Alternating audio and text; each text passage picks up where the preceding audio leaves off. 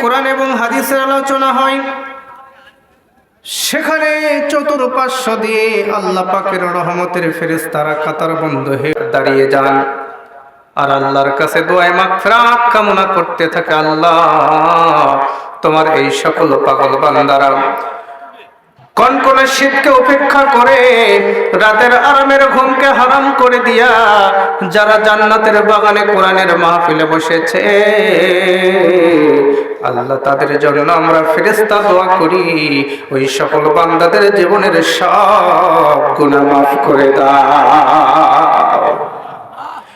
ফেরেশতারা দোয়া করতে দেরি, আল্লাহ পাক দোয়া কবুল করতে দেরি করেন না। সঙ্গে সঙ্গে আল্লাহ বলে, বান্দা তোমরা সাক্ষী থাক, ফেরেশতারা তোমরা সাক্ষী থাকো। ওই মানিকদ্বীপা পদ্মপাড়ার যে সকল গোলামেরা সারাদিন কাজকর্ম করেছে, ব্যস্ততার মধ্যে থেকেছে, আর রাতের আরামের ঘুমকে হারাম করে দিয়া যারা কোরআনের মজলিসে কোরআনের মাহফিলে জান্নাতের বাগানে বসেছে, ওই সকল বান্দাদের জীবনের সব গুনাহ খাতা মাফ করে দিলাম। জোরে বলেন আল্লাহু আকবার। যেখানে কোরআন এবং হাদিসের আলোচনা করা হয়, সেখানে আপনাদের দুইটা দায়িত্ব। সবাই বলেন কয়টা? জোরে বলেন কয়টা? আরো জোরে বলেন কয়টা দায়িত্ব? আপনাদের দুইটা দায়িত্ব হয়ে যায়।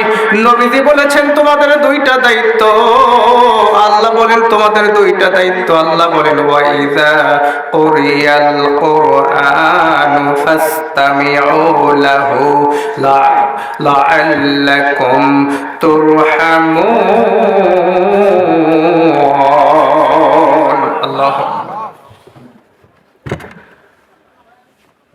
এক নম্বর দায়িত্ব হচ্ছে, যেখানে কোরআন এবং হাদিসের আলোচনা করা হয় সেখানে তোমরা চুপচাপ বসবে। 2 নম্বরে হচ্ছে তোমরা মনোযোগ সহকারে শ্রবণ করবে। যদি তোমরা এই দুইটা দায়িত্ব করতে পারো বান্দা, তাহলে আমি আল্লাহর পক্ষ থেকে ঘোষণা হলো, লাআল্লাকুম তুরহামুন।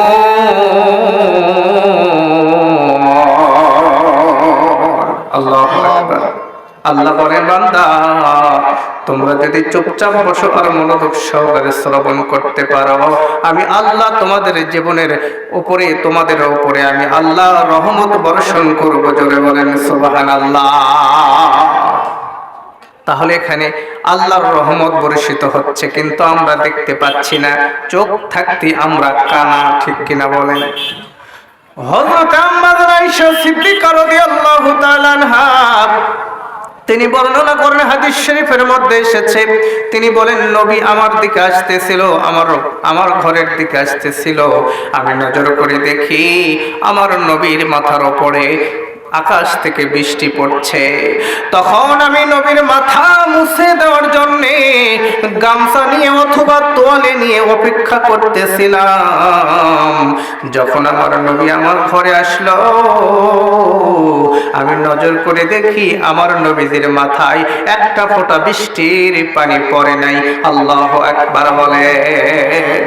সঙ্গে সঙ্গে আয়েশা ডাকতে বলে, ইয়া রাসূলুল্লাহ, ইয়া হাবিবাল্লাহ, নবী আমি নজর করে দেখেছি আপনি যখন আসতেছিলেন আসমান থেকে বৃষ্টি আপনার মাথার উপরে পড়তেছিল, কিন্তু এখন থেকে আপনার শরীরে কোনো বৃষ্টির চিহ্ন নাই। কারণ কি? নবী আমার ডাকতে বলে, আয়েশা তুমি ঠিকই দেখেছো আয়েশা, তবে ওইটা আকাশের দুনিয়ার সাধারণ কোনো বৃষ্টি নয়।